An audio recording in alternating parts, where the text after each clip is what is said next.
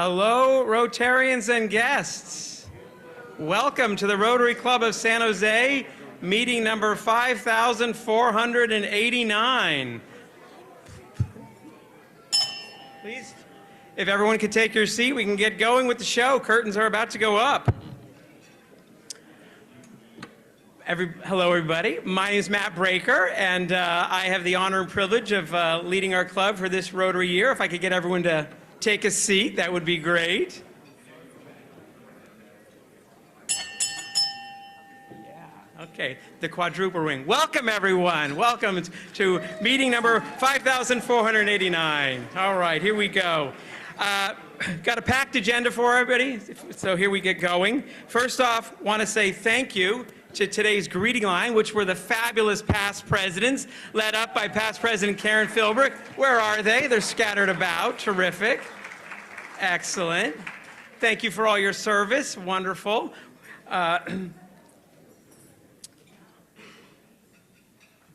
the traveling mics today, we have Margaret and Stephanie. Where are they? Here we go. Margaret, you've been introduced to the club. Take it away. Tell us who your sponsor was and how are things going? If you joined any committees? Okay, great. Margaret Tamasia. My sponsor is Suzanne Wolf. I have not joined committees yet because I can't decide, but I can help. Soon. Well, welcome. After your introduction, did anyone come up and chat with you? I hope some folks did. Yeah, a few people did. Oh, terrific. Excellent. Okay, terrific. Well, welcome. Stephanie, welcome. Stephanie Ligsay. Hi, thank you. My sponsor is Larry Stone, and I have not joined any committees yet, but I am actively looking, and I have been approached by a couple people. So. Excellent. And you're on the deck to be at the podium for a little introduction, I believe, correct? Yeah, next week. Terrific. Yes. Look forward to that. Okay, well, we've got guest introductions.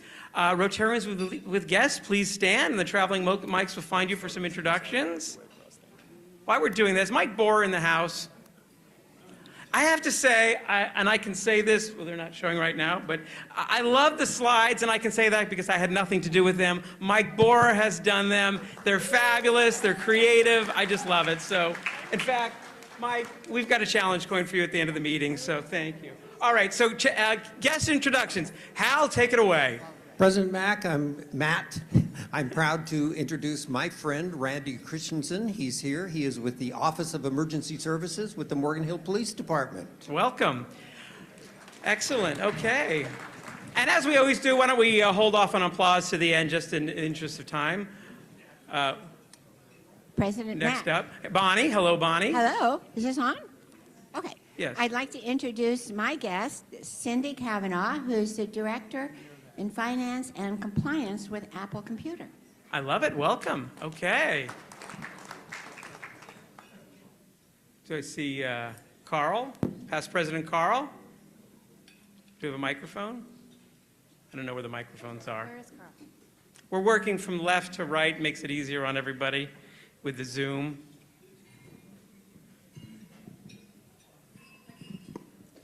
I'm Carl Silker, and I'd like to introduce David Malaitner, who is a guest of Kelly Dibble.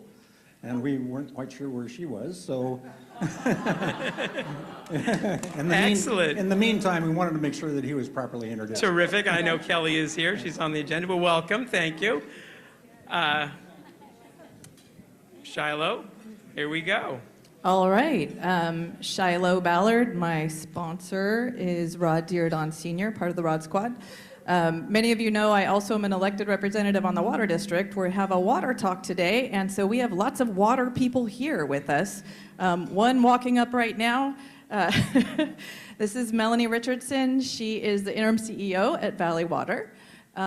We have Rachel Gibson here, who's with External Affairs at Valley Water. We have Vince Ginn right here, who's with Water Supply, that side of the house. And then we have a lot of other guests who I'm going to let Rod introduce. Oh, okay. He's standing, but I'm going to introduce them anyway. Don Whedon, some of you know, former county planner with the County of Santa Clara. Larry Ames here, who is all things parks. Let's see. Kathy Sutherland here, now on the Open Space Authority, formerly on the Independent Monitoring Committee for Valley Water. I think that's all the guests. Wonderful. Glad to have you all. Thanks for coming out today. Here we go. Yes, hello. Hey, President Matt, Jonathan Padilla. My guest is my mother, who is a judge for the state of California, and she's on track to retire this December after 24 years of state service. Fabulous. Welcome. Terrific. Congratulations. Oh, there we go. Hello, folks. I have a guest today. Her name is Duhita. She's in construction tech. I don't even know what that fully means, but she builds robots for construction sites. And you are Sean Rao, and you'll be up a little later today, correct? Yes, absolutely. Okay, excellent. Hello. Hello, President Kimberly Hill. My sponsor is Brian Adams, and I brought my environmental studies major daughter, Kenzie Hill, from Santa Clara University. Welcome. Okay. My eyesight is terrible, but we have some folks in the back, I believe. Hello, my name is Vivian. I'm with Hoover Kapelka Family Law Attorneys. My sponsors are Sarah Chu and Michelle Loxton. Today I have our newest intern and law clerk, Jesse Yao and Victoria McDowell. Thank you. Excellent. Welcome. I think that's it. Well, welcome to all of our guests. Give it up for the guests. That's what we love, having some guests here. As I said, the past presidents were in the line today, so I thought we'd learn a little bit about our past president time and have a little fun in the process. Oop. Does it work? That's the question. Oh my God, now it completely caused chaos. One moment, have a glass of water. Mayday, Mayday, where's John? Where's John During? Okay, well, we have to have the screen for this next activity. But you know what we're going to do in the interest of time? We're going to, John, if you could help me get back on track here. But in the meantime, let's welcome up here Sean Rao, who is our newest Red Badger. Did he step away for a second? We're throwing off the time entirely. Okay, well, how's everyone doing today? Having a good time out there? Here he is. Here's Sean, our newest Red Badger. Our newest Blue Badger, excuse me. Here we go. We're doing that swap off. Thank you. Black and blue. Exactly. Black and blue. Let's get a little photo together.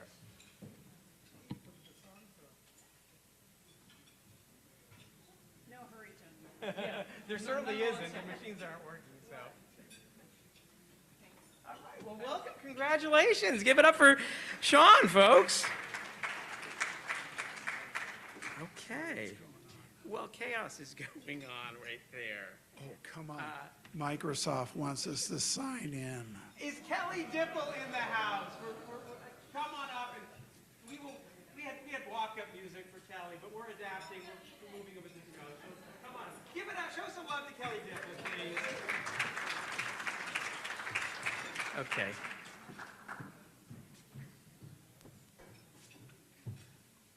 Hi, David. Nice to meet you. Welcome. If you got a chance, take it. Take it while you got a chance. If you got a dream, chase it. Cause the dream won't chase you back. If you're gonna love somebody, hold them as long and as strong and as close. Hi, guys. Hi, David. Hey, everyone. I'm Kelly Dipple. I represent Service to Seniors. Our goal with Service to Seniors is simple but very powerful. We enrich the lives of our senior friends by providing interactive entertainment and support. We partner with places like Moran Gardens, which is a low-income senior housing. We also help with Hearts and Minds and Live Oak, which are both adult daycares, which provide much-needed engagement and a safe environment for people with Alzheimer's and dementia, and also giving their caregivers much-needed time away and some respite. Right now, more than 7.2 million Americans age 65 and older are living with Alzheimer's and dementia. And this number is projected to increase significantly in the coming years. And more heartbreaking, 66% of our senior friends feel lonely and forgotten. And this is where service to seniors comes in, guys. So together we bring joy and compassion and activities to our senior friends that need it the most. On September the 23rd, this is in the bulletin, and this is why David is here today. So he saw this on the bulletin. We are hosting a special interactive animal experience with Matt and Emily Robin's Rancho Robin's Rescues. We did this last year. It was incredibly heartwarming and impactful. You would not believe how the participants at Hearts and Minds lit up when they interacted with these animals. It was just amazing to watch. We've also hosted celebrations like Cinco de Mayo and a Hawaiian luau at Moroni Gardens, bringing laughter, joy, and music and entertainment to those residents. So I heard some of the Red Badgers are looking for a nice spot to land. This is a great committee, you guys. We do not have monthly meetings, no scheduled meetings. We meet as is, and we come together and make a big impact for our senior friends. So if you're looking for something special and engaging and very, very impactful and heartwarming, please join us. Service to Seniors. Thanks. Thank you, Kelly. All right, let's see if this works and we can go back.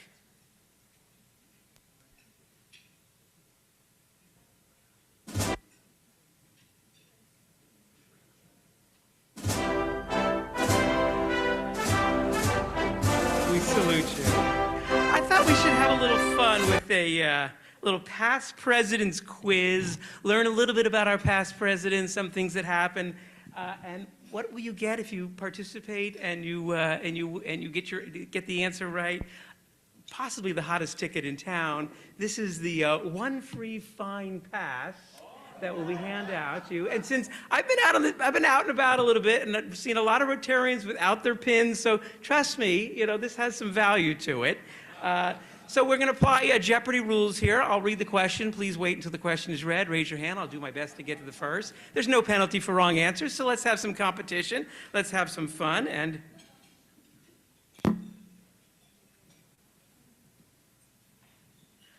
okay, here's the first one. Hands down, we have to read the question. Which president used a train whistle to call our meetings to order? Right here, sir, yes.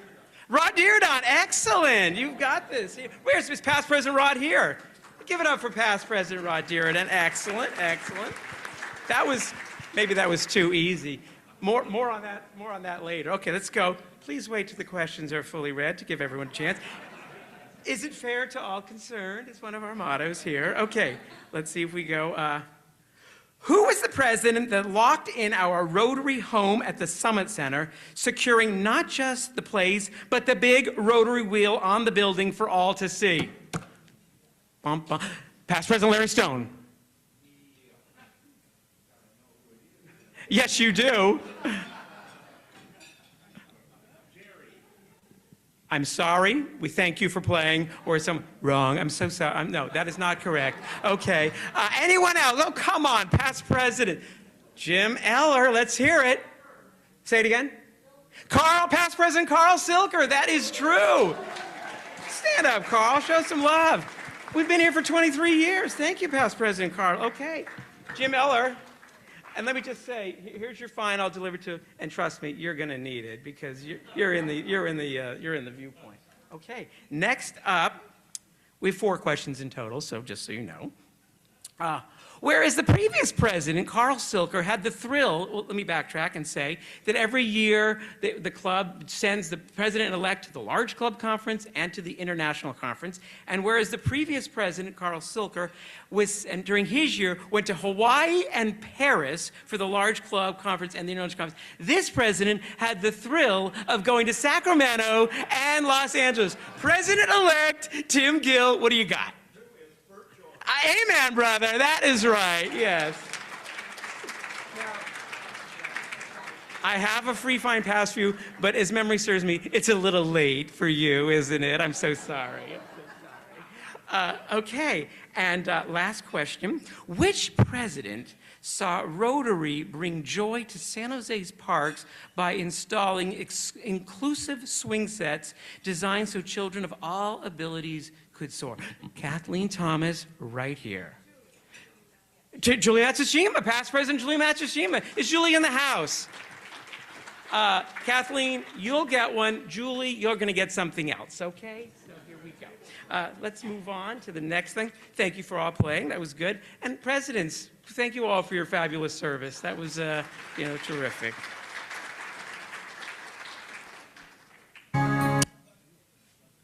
Okay, here we go. Catherine Vandermeer, ELC, Enterprise Leadership Conference. Take it away. You are a little bit early on the clock over there. There we go. Hi, everybody. Hi, everybody. I'm Catherine Vandiver. I'm this year's chair of ELC. James Williams is my co-chair and chair-elect. So what I'm here to talk to you about today is just ELC, give you a little bit of update on what we are, what we do. I know we have a lot of new Red Badgers in the room, so I'm going to give you a quick overview back off of this so it doesn't echo so much.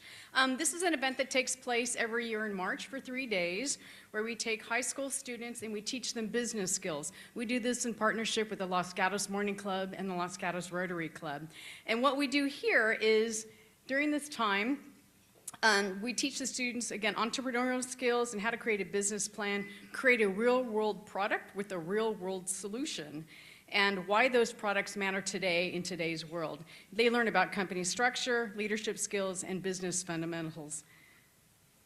It's really amazing to see what the students are able to achieve. Here, what they do is they create a mock company. They pitch their ideas in a Shark Tank style after 3 days, and they are taught and mentored by the Rotarians in this room and the Rotarians of the other 2 clubs. We actually bring our expertise to these students, guide them through the education process, create workshops for them, have breakout sessions, but there's a lot of fun along the way, and it's really enjoyable for everyone, including the discussion group leaders, or DGs that we call them, and the students. So who attends? We collect, or we have applicants from 29 different high schools. We select 96 students and pair them into groups of 8. So with these 12 teams, they're all mixed up. They are not with some of their classmates from other schools, and they really get the opportunity to learn each other. This is a representation from some of the more privileged schools as well as some of the underrepresented schools in our county. And here, what we also have seen is it's really amazing how much they learn and how much they are able to work together and collaborate. Alone, the reputation of the school doesn't really matter when it comes to business skills and innovation. These students are just really emerging into this new idea that they've never been exposed to before. Many of our students go on to college that never even were planning college. This really changes the trajectory of their future, and it's really, really exciting to see. I have some stories to tell about that, but I'm not going to do that today because I don't have any time. So why am I here? I'm here to also recruit discussion group leaders. We depend on you. We're a fairly big committee, but there's so much involvement, and it's really fun to put this on. Anybody who's interested in being a discussion group leader, we pair you up with a mentor, so you're not alone and you get to learn along the way. There's also other subcommittee positions that we're looking for as well. And again, this all takes place in March. We meet monthly at the Gordon House on Tuesday morning, 1 week out of the year. And to make all of this happen, we've had some generous sponsors. We bring this to the students for free, so we eliminate any financial barriers so they don't have to pay anything. And if you are interested in being a sponsor, please see Tom Bondi. We're always looking for new people, whether you're a big corporate sponsor or individual sponsor. So thank you very much.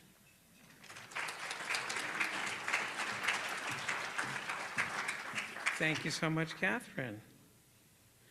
So as you heard, we serve seniors, we serve the youth. This club, amazing impact, all areas covered. And next we're going to hear also about disaster relief. Fabulous committee. I hope folks know about it. Mary Curtis is going to tell us about it in a second here. When disaster strikes, whether it be fire, flood, storm, whatever it is, Rotary has a committee that steps in and makes a difference. That committee is led by Mary Curtis. Show some love to Mary Curtis here. Now, before we get going, I wanted to do a quick little spotlight on Mary Curtis. She doesn't know this is coming, but here it is. Okay. I don't know if everyone knows Mary Curtis. Mary Curtis is a bit of a legend, folks. She's a fabulous Rotarian, fabulous member of our community. Mary, tell me, what year did you join our club? I hate to admit it, 1988. 1988? Fabulous. That's excellent. Who was your sponsor? My sponsor was the inimicable Bob Keeve. Wonderful, yes. And you joined in 1988. Was there anything special or unique about your joining our club in 1988?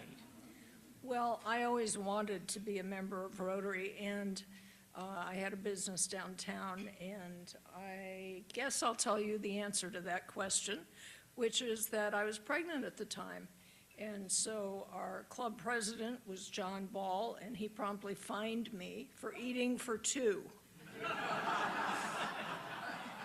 Excellent. And who joined with, did you have a group that joined with you?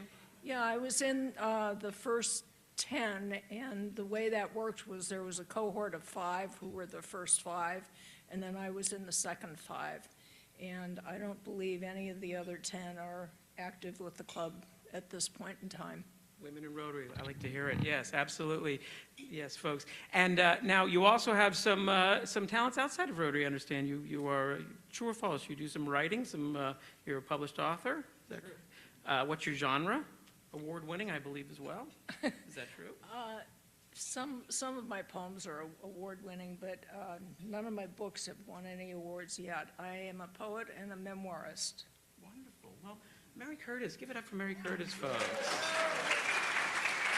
And this year, Mary is heading up because she was on the board of CMT, she is our point person who is bringing in all of our performers the first of every month. I've got a challenge card for you, and let's turn it over to you and have you chat with us about disaster relief. The floor is yours. Okay, so as we now know, my name is Mary Curtis, and you will all remember the wildfires that devastated the Palisades and Altadena. I've been in contact, trying to be in contact with Rotary clubs in that area since the very beginning. And it's hard to get people to respond to you when there's that level of tragedy going on. But of course, I wanted to figure out if there's a project that could fit the parameters that we have for our disaster relief giving. Well, I'm really happy to tell you that I've gotten a response, and I can now report to you that I've been working with the Altadena Rotary Club. And by the way, every person I've encountered there lost their home in the fire. I'm also, as an aside, told that 40% of the club's total membership lost their homes, and 100% of the Palisades Club membership lost their homes. So the devastation is inconceivable. My contact suggested 4 or 5 needs right away where we could have an impact, and we could, measure our impact, which is something our committee likes to do. We selected 2. Normally we select 1 project, but the need is so great that we selected 2.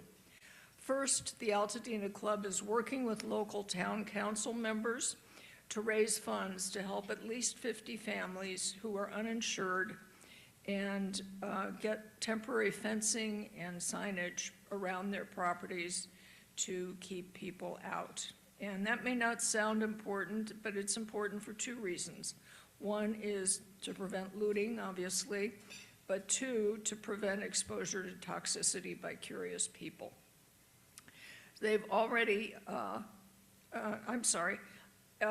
of this work is being done by volunteers. So the only thing we're paying for is the actual supplies and the actual coordination of how those supplies get deployed. Our committee voted to provide $5,000 toward that effort. Now, that doesn't cover the entire cost of 50 families, but it goes a long way toward getting this done. But they also proposed a smaller project that we decided to support. The Altadena Club traditionally does Thanksgiving boxes for 30 families that are enrolled in one of the local 2 to 5-year-old learning centers. They've already heard, and bear in mind it's July when this is being conversed about, they've already heard from 15 families who will also need help for Thanksgiving. And they see on the horizon a lot more in that learning center. So we voted to send $1,000 toward Thanksgiving boxes for the learning center families. That's my report for today, but I'd like to take this moment to thank each and every one of our committee. We don't meet in person, we meet by email, basically, and thank you, committee members, for your responsiveness, your votes, your thoughts, your suggestions, all very valuable. If any of our new members have an interest in joining this committee, see me. I'd love to talk to you more about disaster relief. And by the way, I'm hoping that every disaster that we work on is not just wildfire, but it looks like that may be the current trend, because we're already watching a couple of fires in central Southern California, and who knows what else this season. Thank you, Mary. Mary? Okay. Next up, one of my favorites. That's right. Past President Sal, Around Town. Why do we select this song, folks? When he was president, Let the Good Times Roll was the theme, and it was a good one. That Here we wasn't go. even in your trivia. Next time, don't Okay. worry. So, well, first off, I do want to apologize for not being there to say hello to you all in the greeting line, but it segues nicely into our first bit of news, which is there's a lot of construction on Santa Clara Street this week. And San Jose State students started classes today. So, yeah, yay for education and construction work. Okay. So plenty going on over the next few weeks. It's summer, the end of summer, but we got a lot going on in San Jose. Have you seen the Alebrijes yet? They debuted at San Jose Jazz Summer Fest, these awesome Mexican folk art statues, 20 feet high. If you haven't seen them yet, most of them are in Plaza Cesar Chavez, Paseo de San Antonio, and then there's one in Circle of Palms.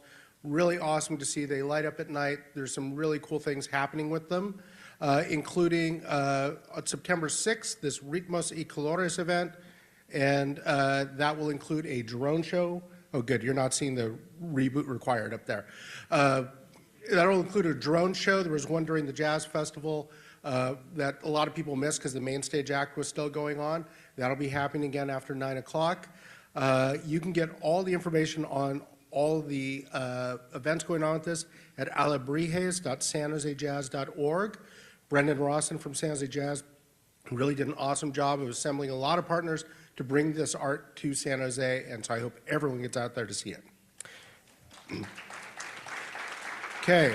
Also, we have a new downtown manager. Oh, so yeah, it's going to do that. So I'm going to say, remind me later. Okay. We've got a new downtown manager for the city of San Jose, Michael Lomeo, pictured here with his parents. That's Michael Van Every and Jennifer Van Every. That was the only picture I had of Michael from the Jazz Festival. He had a background in Silicon Valley Leadership Group, with Councilmember Pam Foley's office. Of course, he worked for Mayor Sam Liccardo, and most recently been with Mayor Matt Mahan as a senior land use advisor. So we're hoping for really good stuff with him in charge of coordinating things downtown through 2026 and 2027 at least. Speaking of stuff going on, the 50th annual Silicon Valley Pride is happening at the end of the month. There's this awesome mural that's been painted on Post Street. The painting happened a couple of weeks ago, but they're going to do this really neat unveiling where they're going to cover it up and use an aerial thing to lift the cover. But I took a picture of it so you can see it now. And of course, the festival starts Saturday night. Sunday, there's the parade down Market Street from Julian all the way to Plaza Cesar Chavez, and then the parade continues after that. svpride.com has all the information. Music in the Park also returns in September. For you 80s fans, Blue Oyster Cult, don't fear the Reaper. Don't fear the Reaper. Coming, there's a Kids Day at the Park on Saturday with Lisa Loeb. I don't know when Lisa Loeb became like a kids person, but okay, I'll live with it. And then the rapper La Russell is closing up on Sunday. MITPSJ, thanks Dan for that really incredibly long, mitpsj.org is where you get tickets and the full details there. And closing up here, a couple of things going on stage. Unfortunately, as I just learned before I got up here, City Lights has been forced to cancel this weekend's performances of Head Over Heels because of COVID. So I was going to go on Friday and really disappointed about that. But Opera San Jose is opening its season September 14 with Cose fan tutti. The opera's doing something really interesting this year that I'll be writing about later, where they're doing Friday and Sunday performances. So no Saturday performances for the opera this year. It's going to be Friday nights and Sunday matinees. So we'll see how that works. operasanjose.org is where you go for your tickets and the rest of the season. And that's what's going on, President Matt.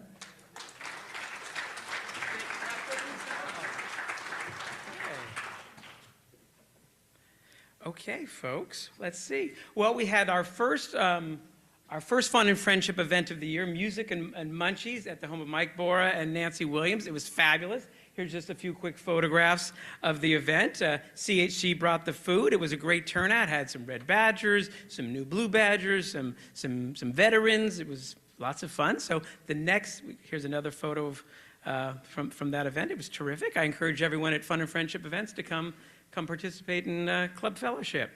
The next one up is on September 6th. There's going to be a 5-mile hike out at Henry Kell Park. If you're interested in that, Ashley Hopkins Pass is the contact person. Of course, the barbecue. We're doing good, but if you haven't signed up, now's the time, folks. September 10th. Sign up in the lobby, go online and sign up. It's $70 right now for a little bit longer, so get a little break. We're going to have a pie baking competition there. We're going to get some judges out for that. And we have the Rotary Show is going to be there also. The car show is going to be there. Next week's speaker is going to be Amanda Tyler, speaking on habeas corpus, its history and current relevance. Sounds very interesting. Please be sure to come out. And we're on to our speaker for today. Shiloh Ballard is going to do the introduction, and Mike Moran, just want to let you know that we've made a contribution in your name to Children's Musical Theater, so thank you so much, and Shiloh, take it away. All right, so first, I have a prize. Purified water, and there are lots of bottles of purified water out there, but who can tell me what % of our water is imported?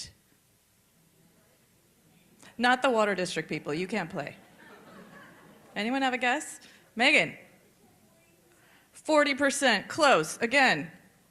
50 is right, you are gonna get a bottle of purified water.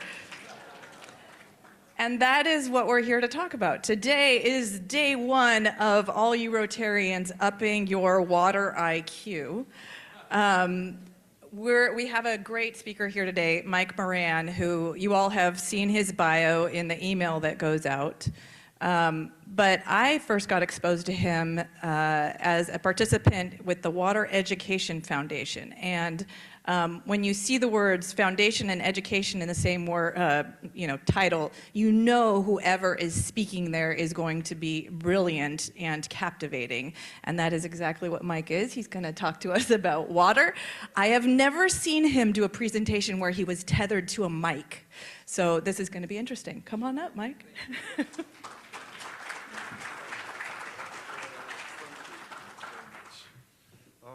Thank you, Shiloh. Thank you, everybody, for having me. I am Mike Moran. I work in the East Bay Regional Park District. I have a ridiculously long title. I am the Regional Interpretive and Recreation Services Manager for the Northwest Region for East Bay Regional Park District. So I'm just a regional manager. But I have been fascinated and working in the Delta for over a quarter century. Actually, when I went to grad school, these many, many years ago, I fell into the study of the San Joaquin River, and fisheries and salmon. And along with that, you just had to learn about the Delta itself. And as more and more time passed by, it didn't get any simpler to learn about and understand and get a grasp of water in California. It's a complicated thing. How many folks here feel, honestly, they've got a pretty good grasp of how water works in California? Anybody? Some folks at the water table, yeah, they get a pretty good idea. Absolutely. It is very complicated. It is pretty complicated. And you normally think, turn the tap on, there's the water, we're good to go. But there's a lot going on behind it. And today I'm actually going to be talking a lot about the Delta. And the Delta really is a linchpin, it's a hub of the waterworks in California. And when we hear about the Delta and we hear about water, it gets very complicated very fast. And I have found it, especially as time passes on, to go down to the basics. And if we could just understand what the Delta is, how it works, and what our actions have resulted in the impacts on the Delta and throughout the state, because whatever we do there is going to impact the state and vice versa, then it's a whole lot easier to maybe make an informed decision, to have more of a feel for what you think is the right way or good way to manage this resource. So we're going to start way back in 1846. John C. Fremont, anybody remember John C. Fremont from California history? He was sitting up in the Oakland Hills right above where I live, as a matter of fact, and he's looking out over what is now the Golden Gate Bridge, but he called it the Golden Gate then, as the sun was sinking, and he saw the similarities, not just the physical similarities, but the really metaphorical similarities with the Golden Horn at the harbor of Byzantium in Istanbul. And his idea was that out there, beyond the Golden Gate, that's where the old world is. That's on the other side, where we are now. That gateway, that little bit of water opening there, that's opening us to this new area, this area where everything changes. And I think this guy had a really good idea, but he was looking in the wrong direction.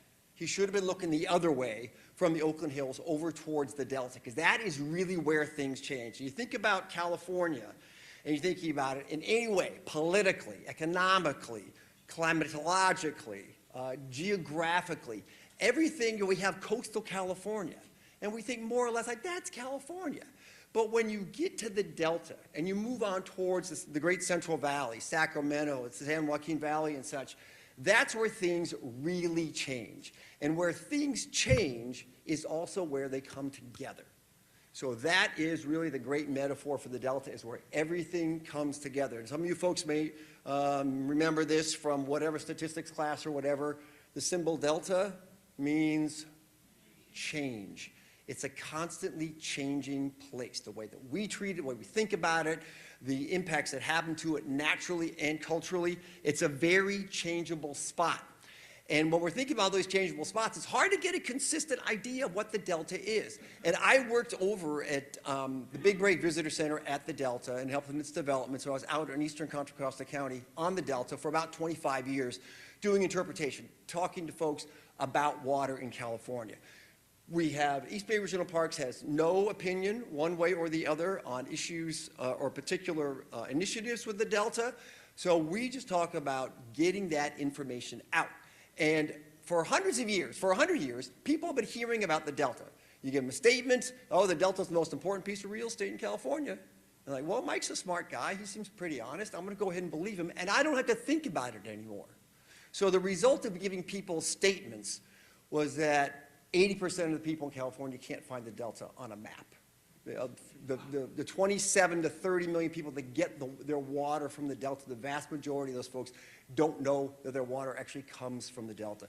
So we decided to switch it around, and I invite you folks to do the same thing for this and for any other issue regarding water, is to start asking questions from as many points of view as you might imagine. If you've got an opinion about a particular issue or particular facility or initiative in the Delta, instead of saying, I know about this and it is good or it is bad, it's like, okay, what would somebody who's a salmon fisher out on the coast actually think about this?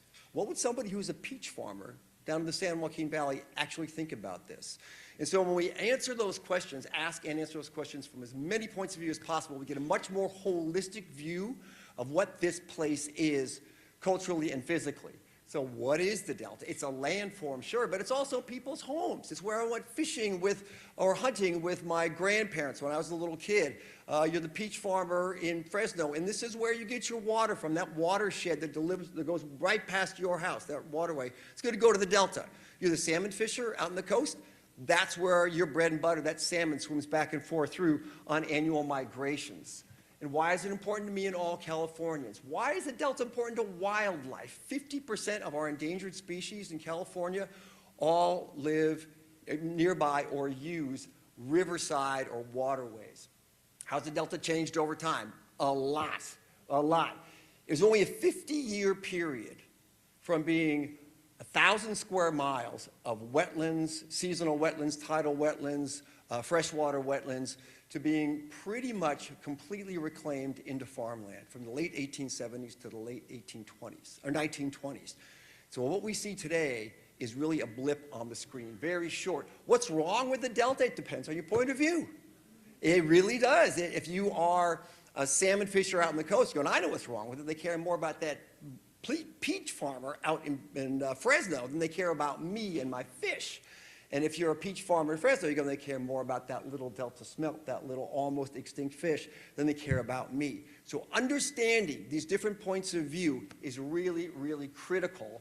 And what we're going to talk about now is what does the future hold for the delta? But to get to that future, we got to figure out how we got here in the first place. It gives us a much clearer idea of what our possibilities are going forward and the impacts of those possibilities.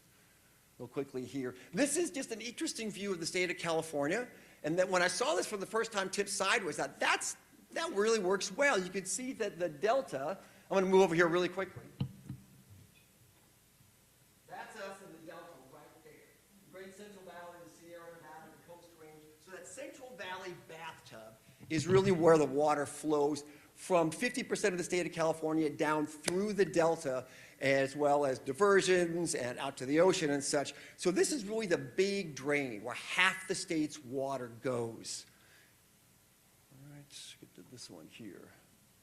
And this is an important thing. This is the wonkiest slide, I promise, we're going to get to here. But the basic geologic and geomorphic principles are really important here. When you think about a watershed, an area that sheds water to a particular point, this is really important. You go up into the mountains, the Sierra Nevada, steep hills, snow falls down. It's pure. There's no dirt in it. And when it melts, it goes fast down those hills.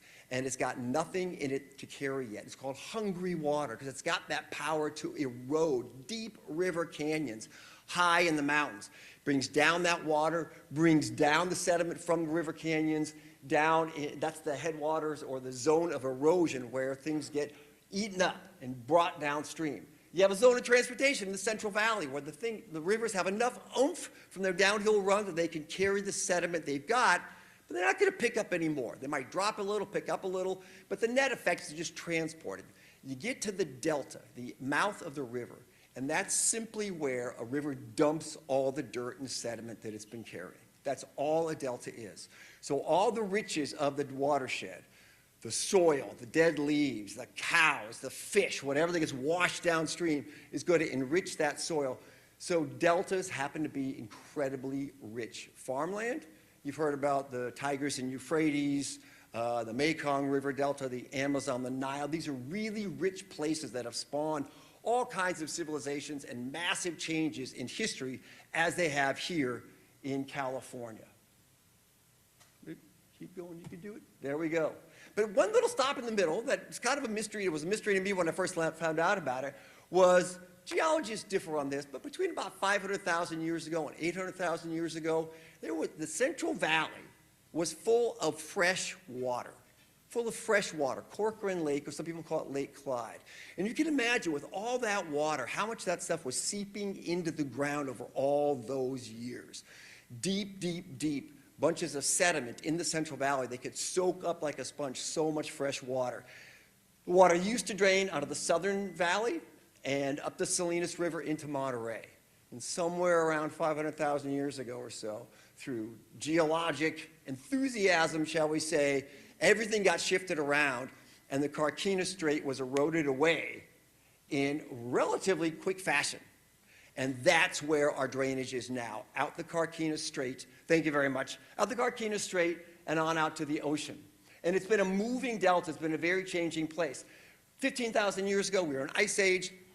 The water's locked up in Earth's ice caps and glaciers, and so sea level is about 400 feet lower than it is right now. 15,000, 12,000, 10,000 years ago, that's human habitancy. Indigenous folks lived out on what we now call the Pacific Ocean in a broad coastal plain. As the Earth warms up, water starts to fill up the ocean again, up it rises, that delta, that zone of deposition gets pushed back to where it is right now, and that's why we have so many riches of the watershed back there, where delta acreage, on average, produces more agriculture, about 50% than any other acres that we have in California, because that place is so rich. I'm going to jump by that really quickly. What it's done for us is given us an incredible inheritance. Culturally, with indigenous folks who have been here, remained here, and thrived here for thousands and thousands of years. Wildlife, wetlands throughout the central part of California.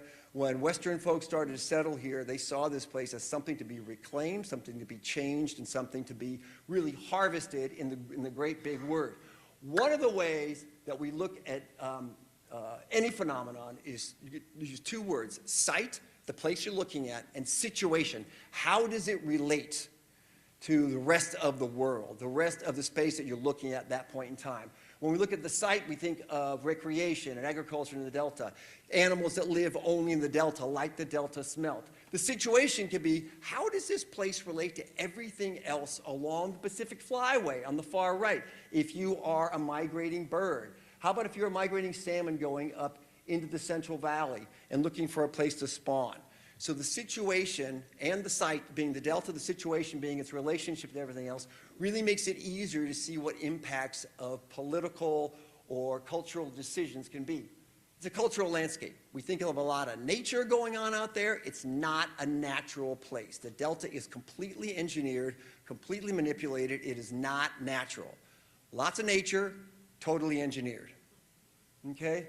And that engineering prowess, the guy down in the lower right-hand corner there, William Bradford Marshall, about 100 years ago, had this big idea to move water from the wet and snowy north and east, move it down into a series of canals and dams and pumps, move it on over to the drier and more soon-to-be populated and farmed areas in the Central Valley in Southern California.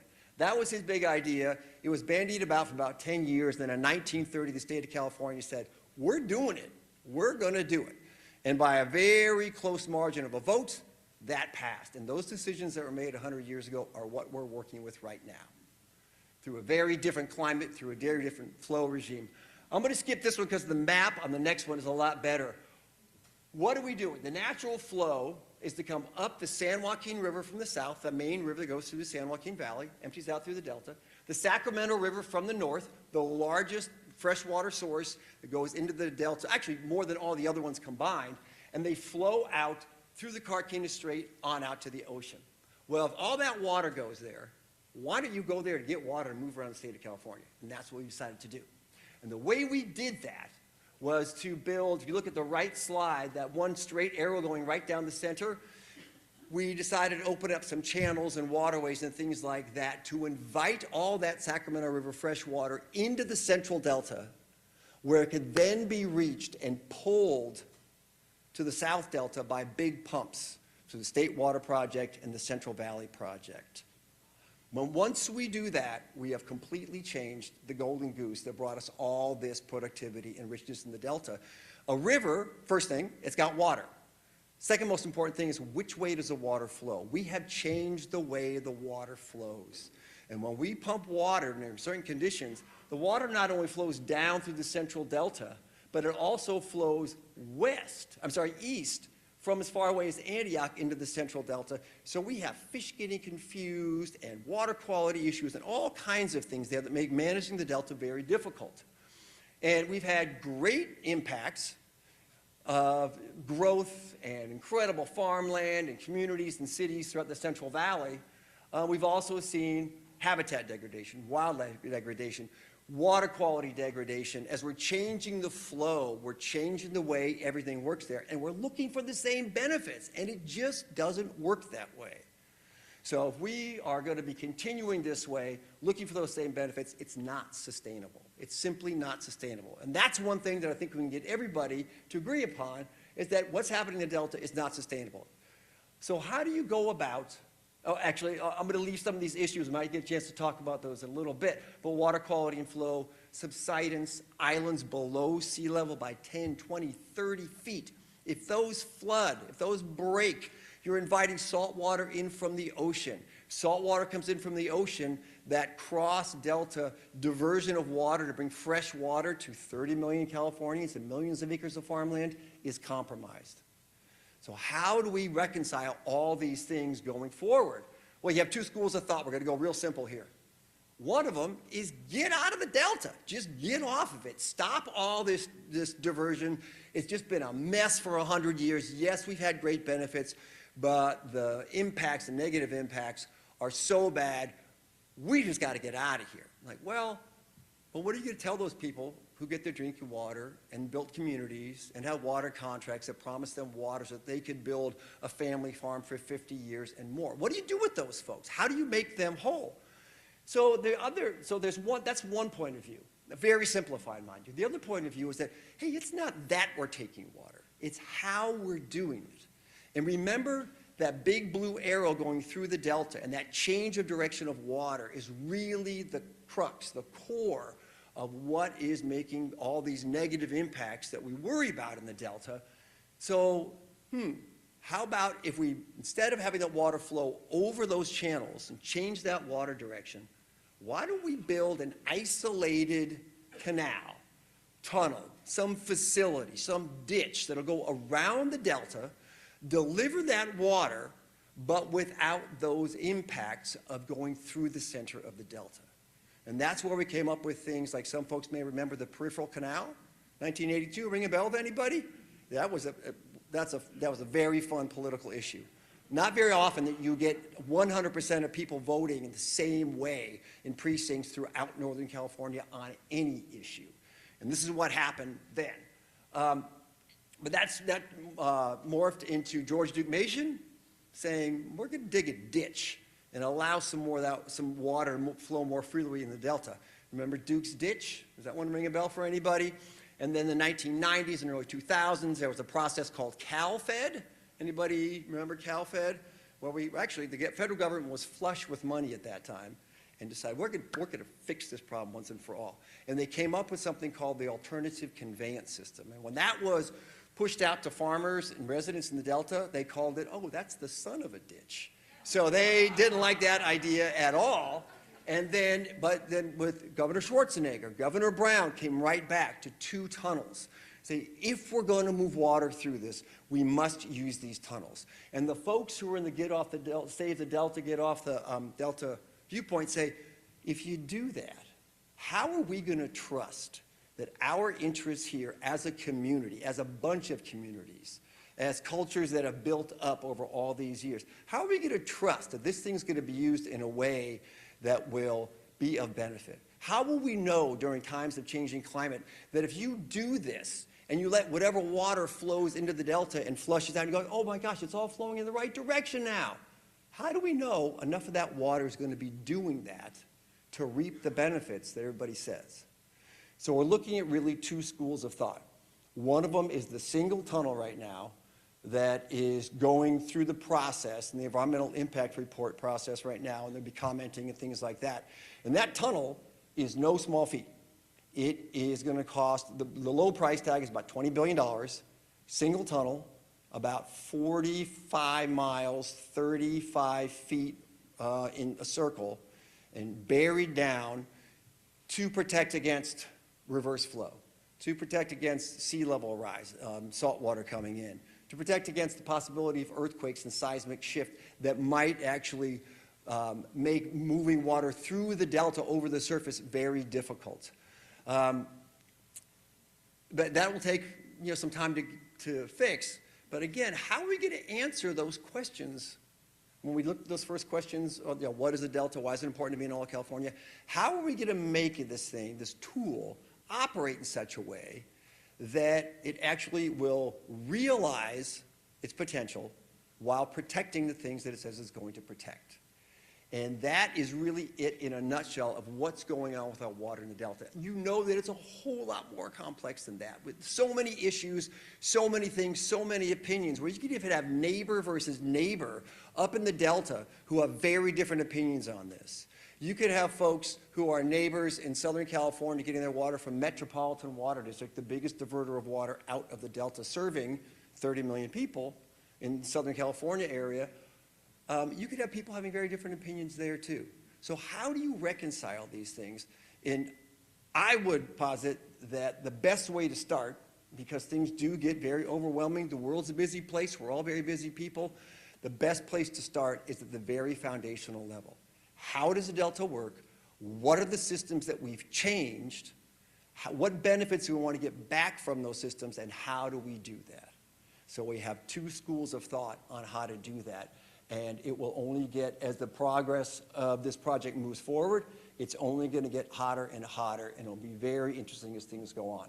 I've been out there for many, many years, and I never cease to be amazed by what is going on and how many things change over time. It's a changeable place, the Delta, and we're trying to hold it still under one particular management regime. Very difficult to do. All righty. I want to thank you very much. It was really quick. I'd be happy to take any questions if anybody has any. Appreciate it. Thank you, Mike. We have some time for some questions. We get the traveling mics out for some questions. We can start right over here with past President Carl. If we get the microphone right over here. Wow, thanks. You really educated me. Thank you so much. That's great. Thank you. Two unrelated questions. One, I heard Hetch Hetchy water has tunnels and things. Did that steal it from the Delta, or is that always a separate thing going on? So it's a very interesting word you choose to use, steal, as opposed to, and that's exactly it. That says it in a nutshell. Use, you manifest destiny, things like that, a positive use of our resources versus stealing. Hetch Hetchy is the reservoir that's in the valley next to Yosemite Valley. It's in the national park. 1913, the Raker Act allowed San Francisco to build the dam in Hetch Hetchy in the national park. That was said to really break John Muir's heart and set him on his decline to death. So that water from Hetch Hetchy is tunneled all the way from up in Yosemite, all the way down to the peninsula right up here. And some of that water is used in Alameda and in parts of, not Contra Costa County, but southern Alameda, and it comes over here, so it bypasses the Delta. It's a de facto peripheral canal. As we have at East Bay Mud, where I get my delicious water from, the McCollum Aqueduct does exactly the same thing from the McCollum River. Thank you. And then I spend time on the river here. Los Gatos Creek comes into the Guadalupe River right here. Los Gatos Creek is really clear. It's crystal clear water. The Guadalupe is really murky, and you see the differential right here below Santa Clara Street. Why is that? Why isn't the Guadalupe at least closer to as crystal clear as Los Gatos Creek? That's a great question. We tend to look at clear water as, oh, that's the stuff we like. That's the stuff we like. Murky water has all those reaches of the watershed, including some of the bad stuff. Pollutants, agricultural runoff, and things like that. But just because it's murky doesn't mean it's bad. So what goes into this place, is there upstream from the clear water, is there a small dam? Are there diversions? What's the geology like? Is it actually erodible at this place so it actually will send sediment downstream? Or is it pretty much dumped its sediment and just sending clear water down?